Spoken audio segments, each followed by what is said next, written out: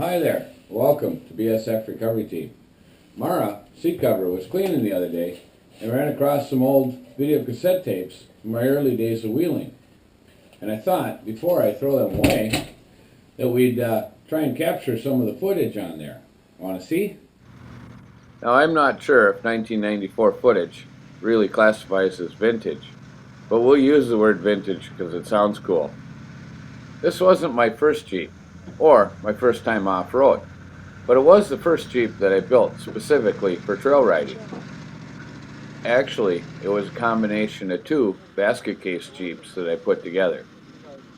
It had a 350 cubic inch small block Chevrolet engine for power, 33-inch tires, 538 ring and pinion with a limited slip in the rear. Not a very elaborate setup by today's standards, but back then, for trail riding, it was pretty good.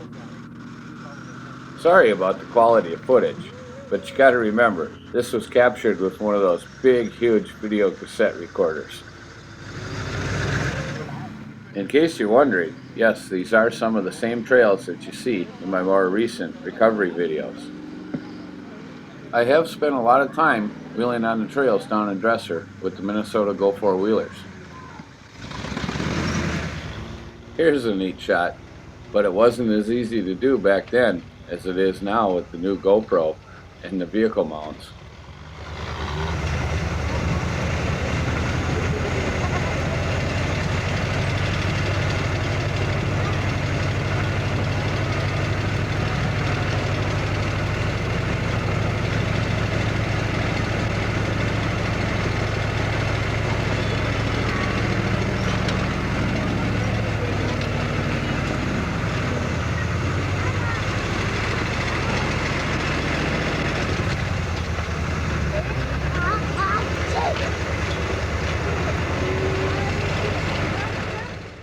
Back then, trail riding was a little different than it is today.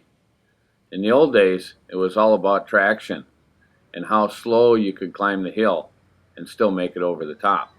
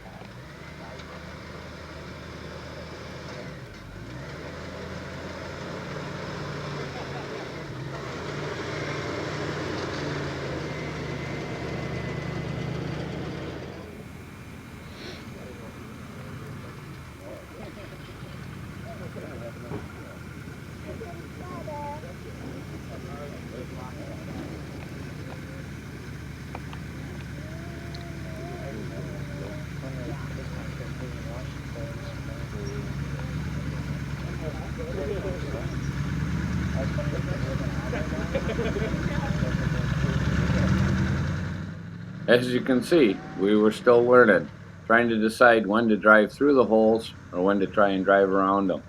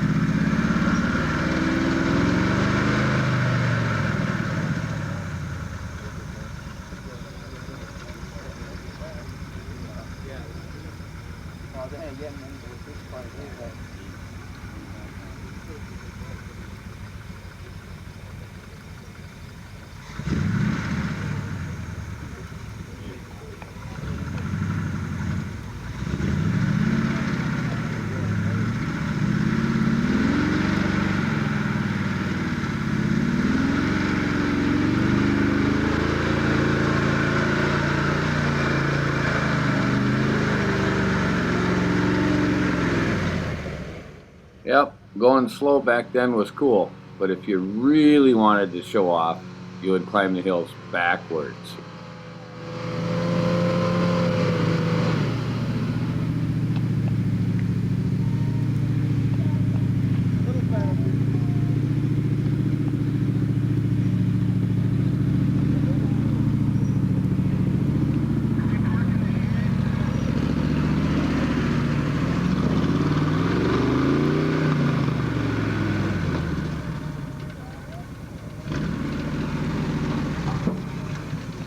Sam, back out of there.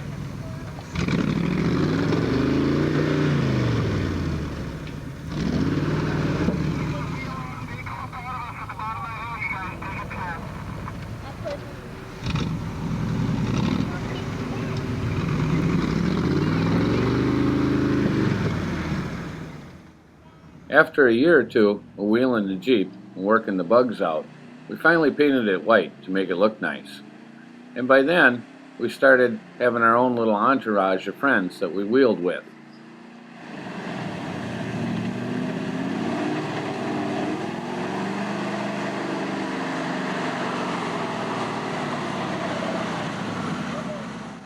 Here's my uncle with one of his flat-fendered Jeeps.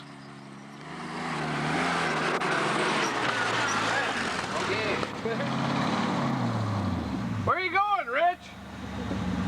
There ain't trail that way. There's trees. What the hell? This was my buddy Rich and his Bronco, who also actually built one of the first off-road wreckers that we used down at Trollhagen. A good posi front end would help a lot, huh? He used to have one in there, but he had lower gears, but he broke it all up, so he had to put a higher gear ratio in that he didn't have a locker for. I'm gonna lock up. And, as you'll see here in a minute, we were also building our recovery skills.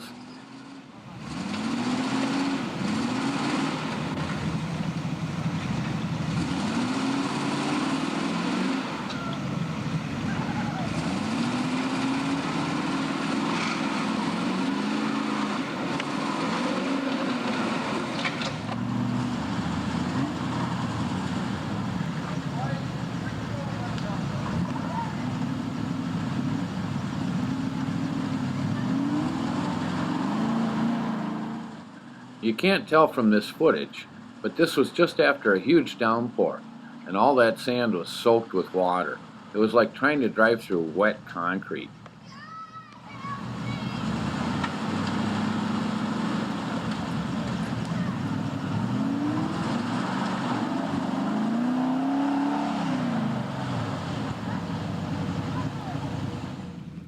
Which also made the hill climbs that day very interesting, because the hills were washed out where the tires go.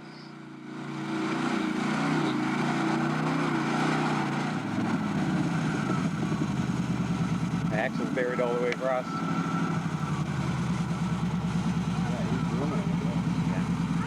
Extra 4 feet, extra 4 feet.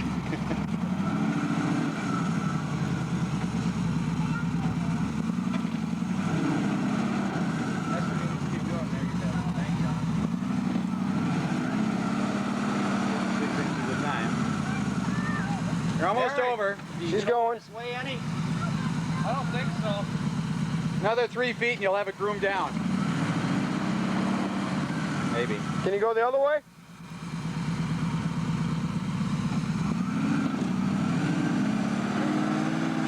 Good man.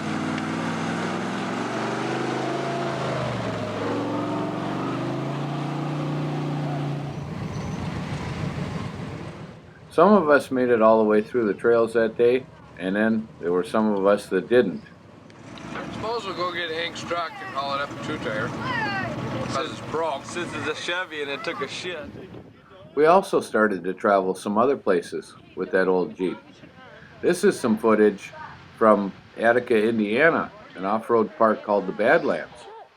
At that time, the majority of the park consisted of this old sand pit that actually was more like pea gravel to me, and very difficult to learn how to drive on. It was kind of like driving on marbles. As you'll see in a moment, it took me a little while to figure out the right air pressure and the right amount of throttle to get the Jeep up some of the hills there.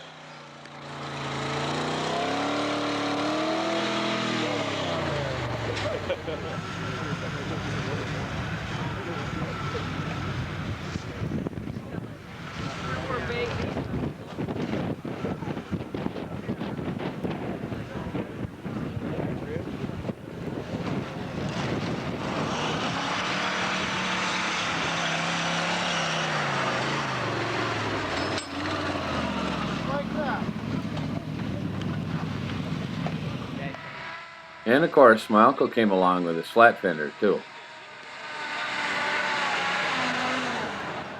There was another section of the park that was in an old limestone quarry, which was really a lot of fun to drive on. It was a little more like rock crawling, which is something that I hadn't done before.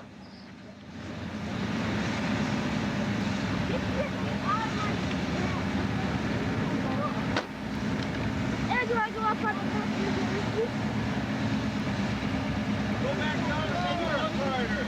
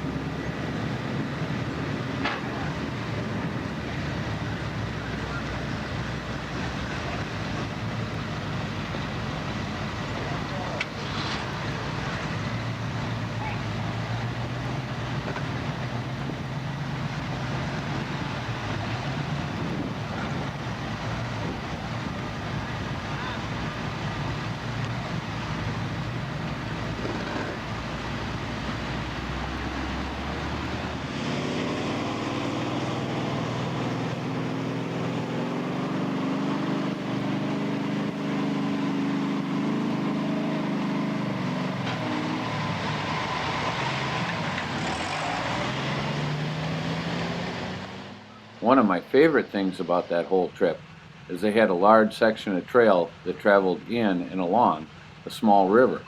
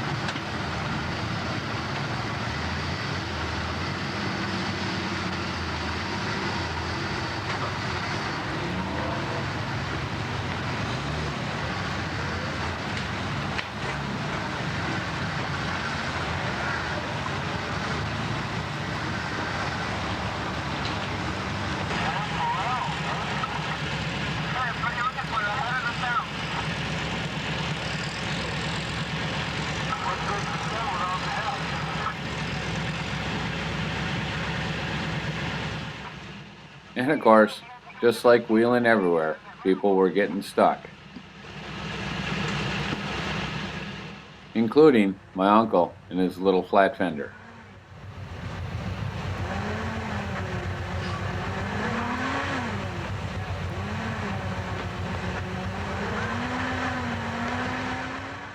And so, you can see, even before the wrecker, we were doing recoveries quite often.